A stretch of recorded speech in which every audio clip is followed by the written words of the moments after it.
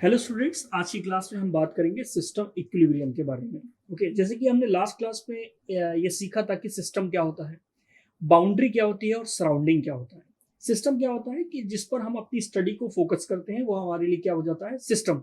For example, जैसे कि मैंने दिया था ये रूम, इस रूम के बारे में आप स्टडी करना चाह रहे हैं कि इस रूम का टेम्परेचर क्या है, प्रेशर क्या है, इस रूम का वॉल्यूम क्या है। तो ये रूम मेरे लिए क्या है, एक सिस्टम है। ओके, और इस रूम की जो वॉल है वो एक तरह से क्या है, बाउंड्री है, क्योंकि ये सिस्टम और सराउंडिंग को क्या कर रही है, सेपरेट कर रही है। Anything external to the system is called surrounding.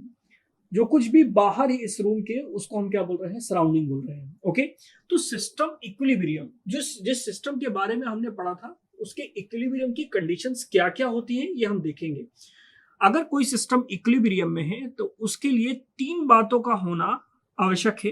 पहला, सिस्टम अगर इक्विलिब्रियम में है तो उसके लिए उसको किस में जाना पड़ेगा, थर्मल इक्विलिब्रियम में जाना पड़ेगा, thermal equilibrium. Okay, and mechanical equilibrium, mechanical equilibrium, chemical equilibrium.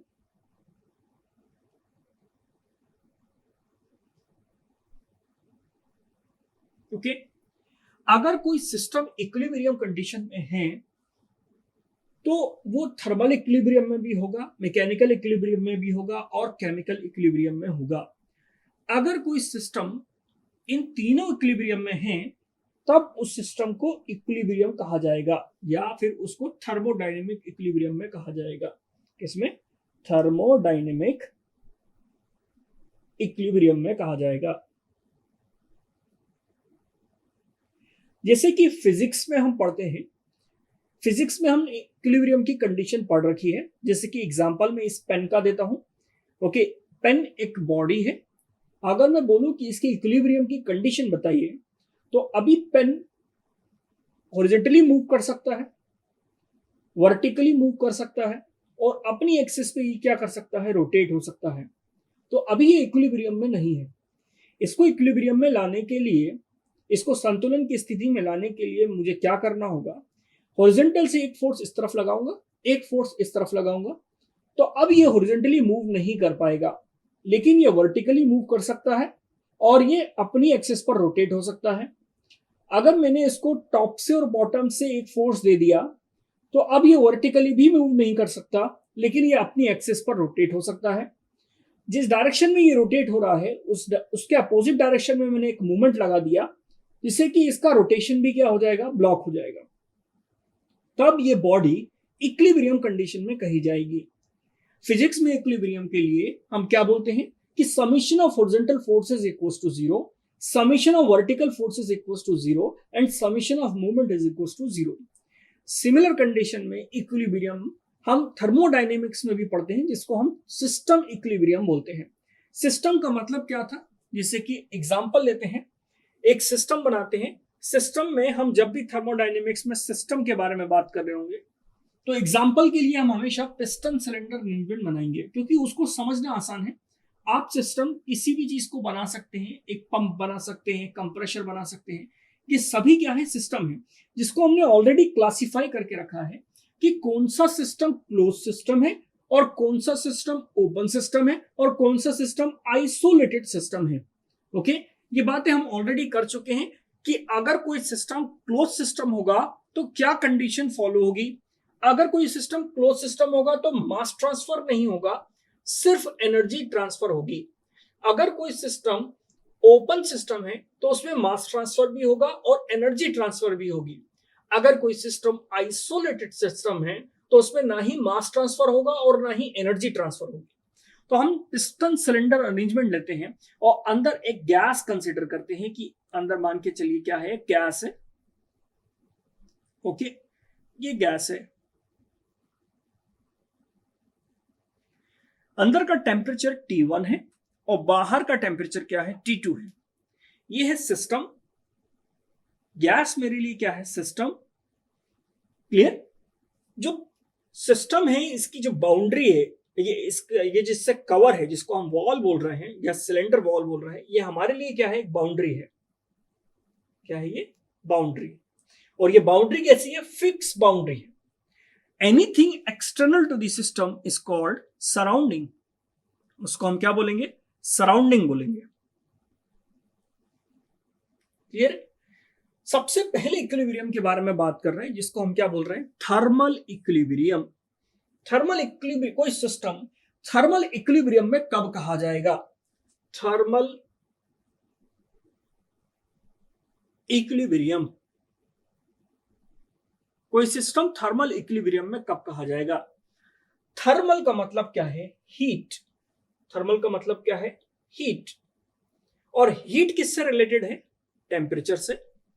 Okay, thermal का मतलब क्या है? हीट। और हीट किससे रिलेटेड है? टेम्परेचर से। ओके, हमने ये कंसीडर किया कि गैस का जो टेम्परेचर है वो एटमॉस्फेरिक टेम्परेचर से क्या है? ज्यादा है।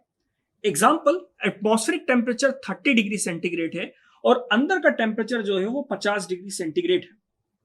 ओके, अंदर का टेम्परेचर कितना है? 50 है, और बाहर का टेम्परेचर कितना है? 30 डिग्री सेंटीग्रेड टेम्परेचर है। क्या होगा? हीट ट्रांसफर होगी naturally. Higher temperature to lower temperature heat क्या होती है? ट्रांसफर होती है। ओके, तो गैसेस से जो हीट होगी वो बाउंड्री को क्रॉस करके कहां जा रही होगी? एटमॉस्फेयर में। हीट कंटिन्यूअसली क्या होगी? ट्रांसफर होगी। तो क्या ये मेरा सिस्टम थर्मल इक्विलिब्रियम में है? सिस्टम थर्मल इक्विलिब्रियम में तब कहा जाएगा जब सिस्टम और सराउंडिंग के बीच में किसी भी तरीके से टेम्परेचर डिफरेंस एग्जिस्ट नहीं करेगा। मतलब किसी भी तरह का टेम्परेचर ग्रेडियंट नहीं होगा। टेम्परेचर ग्रेडियंट का मतलब है कि टेम्परेचर जो भी सिस्टम का है वही सराउंडिंग का होगा। ये कैसे हम जज कर पाएंगे? कि अगर हीट ट्रांसफर नहीं हो रहा है, मतलब सिस्टम से हीट बाहर की तरफ नहीं जा रही है, तब हम ये बोलेंगे कि सिस्टम का जो टेम्परेचर है वो सराउंडिंग के टेम्परेचर के क्या हो गया? बराबर हो गया। ओके, तो थर्मल इक्विलिब्रियम का मतलब क्या है? Equality of temperature. Thermal equilibrium का मतलब क्या है? Equality of temperature. Equality of temperature. Okay, equality of temperature between system and surrounding. System और सराउंडिंग के बीच में टेम्परेचर क्या हो जाए? सेम हो जाए, जिससे कि हीट ट्रांसफर नहीं होगी। सिस्टम से हीट सराउंडिंग में नहीं जाएगी और ना ही सराउंडिंग से हीट सिस्टम की तरफ आएगी। अगर सिस्टम में ये कंडीशन फॉलो हो रही है तो उसको हम क्या बोलेंगे? थर्मल इक्विलिब्रियम में बोलेंगे। ओके, हम ये बोलेंगे कि मेरा सिस्टम क्या है? थर्मल इक्विलिब्रियम में है। ओके, अगर टेम्परेचर सिस्टम का और सराउंडिंग का क्या है? सेम है। क्लियर? मैकेनिकल इक्विलिब्रियम क्या होगा? मैकेनिकल इक्विलिब्रियम का मतलब ये है equality of forces. Mechanical equilibrium को समझने के लिए इसी डायग्राम का यूज करते हैं। अगर मान के चलिए कि गैस का जो प्रेशर है, वो गैस का प्रेशर मैंने P2 बोल दिया या P1 बोल दिया, गैस का प्रेशर मैंने P1 बोल दिया, और एटमॉस्फेरिक प्रेशर मैंने बोल दिया P2। ओके, गैस का जो प्रेशर है वो प्रेशर एटमॉस्फेरिक प्रेशर से क्या है? ज्यादा है। एटमॉस्फेरिक प्रेशर कितना होता है? एटमॉस्फेरिक प्रेशर होता है 1.013 बार। ओके, एटमॉस्फेरिक प्रेशर का मतलब क्या है? हमारे ऊपर जितनी भी एयर प्रेजेंट है वो एयर का जो मास है वो हमारी बॉडी पर फोर्स अप्लाई करता है। ओके, पर सेंटीमीटर स्क्वायर, न्यूटन पर सेंटीमीटर स्क्वायर या न्यूटन पर मीटर स्क्वायर उसकी यूनिट होती है। उसकी वैल्यू कितनी होती है? 1.013 बार। ये एटमॉस्फेरिक प्रेशर होता है। अगर मान के चलिए कि गैस का जो प्रेशर है वो एटमॉस्फेरिक प्रेशर से ज्यादा है, 20 बार 30 बार है, तो होगा क्या? जो गैसेस होंगी वो पिस्टन को आगे की तरफ या अभी की कंडीशन में ऊपर की तरफ क्या करेंगी? पुश करेंगी। ओके, प्रेशर पिस्टन के सरफेस पर लगेगा, जिससे कि पिस्टन कहां मूव होने की कोशिश करेगा? ऊपर की डायरेक्शन में। इसका मतलब यह है कि अभी फोर्स जो है वो इक्वल नहीं है। फोर्स इक्वल नहीं है, इसका मतलब क्या है? जैसे कि मैंने बोला कि सराउंडिंग प्रेशर क्या होता है? जो मास ऑफ एयर है वो हमारी बॉडी पर क्या कर रही है? फोर्स अप्लाई कर रही है। इसका मतलब यह है कि बाहर की तरफ से भी कोई फोर्स पिस्टन के ऊपर लग रहा है। ओके, फोर्स बोलिए या प्रेशर बोलिए। ओके, प्रेशर और फोर्स में डिफरेंस क्या है? प्रेशर न्यूटन पर सेंटीमीटर स्क्वायर में, फोर्स निकालने के लिए आप प्रेशर को एरिया से क्या कर दीजिए? मल्टीप्लाई। तो उस पर्टिकुलर एरिया में कितना फोर्स आ रहा है वो हमें मिल जाएगा। ये जो एटमॉस्फेरिक प्रेशर है ये इस पिस्टन पर अप्लाई हो रहा है, ओके, और अंदर की तरफ से गैस प्रेशर भी ऊपर की तरफ अप्लाई हो रहा है। अगर ये दोनों फोर्स आपस में बराबर हो जाएंगे तो पिस्टन अपनी जगह से नहीं हिलेगा, तो उसको किस इक्विलिब्रियम में कहा जाएगा? मैकेनिकल इक्विलिब्रियम में कहा जाएगा, जिसको हम क्या बोल रहे हैं? Equality of forces. क्या बोल रहे हैं? Equality of forces. Equality of forces का मतलब यह है कि फोर्सेस की वैल्यू सिस्टम के अंदर और सिस्टम के बाहर क्या है? सेम है। जितना फोर्स अंदर की तरफ लग रहा है उतना ही फोर्स कहां से लग रहा है? बाहर की तरफ से लग रहा है। ये कब होगा? जब गैस का प्रेशर किसके बराबर होगा? सराउंडिंग के बराबर हो जाएगा। तब सिस्टम हमारा किस कंडीशन में कहा जाएगा? मैकेनिकल इक्विलिब्रियम में कहा जाएगा। ओके, तो सिस्टम मैकेनिकल इक्विलिब्रियम में कब आता है?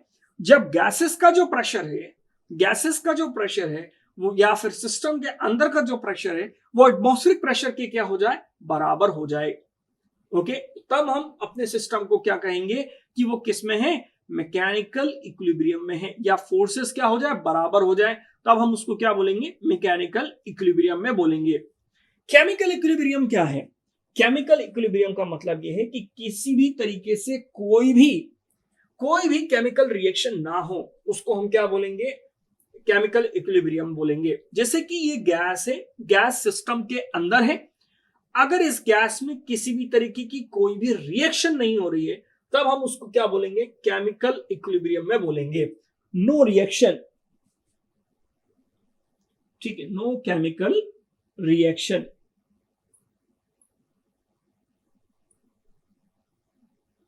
Okay, no chemical reaction.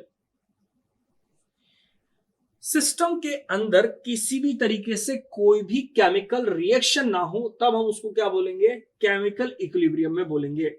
हमारा सिस्टम थर्मोडायनेमिक इक्विलिब्रियम में कब कहा जाएगा? जब वो थर्मल इक्विलिब्रियम में भी होगा, मैकेनिकल इक्विलिब्रियम में भी होगा और केमिकल इक्विलिब्रियम में भी होगा, तब हमारा सिस्टम किस में कहा जाएगा? थर्मोडायनेमिक इक्विलिब्रियम में कहा जाएगा। क्लियर है? तो थर्मोडायनेमिक इक्विलिब्रियम की कंडीशन समझ में आई आपको कि टेम्परेचर क्या होना चाहिए? सेम। टेम्परेचर सेम होना चाहिए। इसका मतलब यह है कि किसी भी तरीके से हीट क्या हो? ना ही सिस्टम से बाहर जाए ना बाहर से सिस्टम के अंदर आए। मैकेनिकल इक्विलिब्रियम में कब होगा? जब किसी भी तरह का फोर्स सिस्टम बाहर की तरफ ना लगाए और बाहर से अंदर की तरफ कोई फोर्स ना लग रहा हो, तब उसको हम क्या बोलेंगे? मैकेनिकल इक्विलिब्रियम में बोलेंगे। केमिकल इक्विलिब्रियम क्या है? केमिकल इक्विलिब्रियम का मतलब यह है कि सिस्टम के अंदर किसी भी तरीके से कोई भी केमिकल रिएक्शन ना हो, तब हम उसको क्या बोलेंगे? केमिकल इक्विलिब्रियम में बोलेंगे। जैसे कि ह्यूमन बॉडी, अभी आप मुझे कंसीडर कर लीजिए, अगर मैं अपने आप को एक सिस्टम मानता हूं तो क्या मैं इनमें से कोई कंडीशन को सेटिस्फाई कर रहा हूं? समझने के लिए हम देखते हैं। सबसे पहले हम बात करते हैं थर्मल इक्विलिब्रियम की। अगर मैं एज अ सिस्टम बिहेव कर रहा हूं और बाहर मेरे पास आसपास क्या है? सराउंडिंग है, तो कंटिन्यूअसली मेरी बॉडी से हीट क्या हो रही है? बाहर की तरफ निकल रही है। ओके, तो वो थर्मल इक्विलिब्रियम में नहीं होगा। केमिकल इक्विलिब्रियम, केमिकल इक्विलिब्रियम क्या है? केमिकल इक्विलिब्रियम का मतलब यह है कि अगर आप खाना खा रहे हैं तो डेफिनेटली अंदर केमिकल रिएक्शन हो रही है, तो वो केमिकल इक्विलिब्रियम में भी नहीं होगा। तो हम ना ही थर्मल इक्विलिब्रियम को फॉलो कर रहे हैं ना ही केमिकल इक्विलिब्रियम को फॉलो कर रहे हैं। मैकेनिकल इक्विलिब्रियम का मतलब क्या है? ब्लड एक तरह का प्रेशर फोर्स अप्लाई कर रहा है बाहर की तरफ और बाहर से भी एक फोर्स अप्लाई हो रहा है। तो अगर ब्लड प्रेशर ज्यादा है तो मैकेनिकल इक्विलिब्रियम को भी फॉलो नहीं कर रहा। क्लियर? तो इस तरह से हम सिस्टम में देख सकते हैं कि क्या वो थर्मोडायनेमिक इक्विलिब्रियम में है, तो उसके लिए आपको ये 3 कंडीशन सेटिस्फाई करना जरूरी है। क्लियर है? तो आज हमने पढ़ा सिस्टम इक्विलिब्रियम के बारे में। नेक्स्ट क्लास में हम गिब्स फेस रूल पढ़ेंगे और समझेंगे कि वो क्या होता है। Okay, thank you.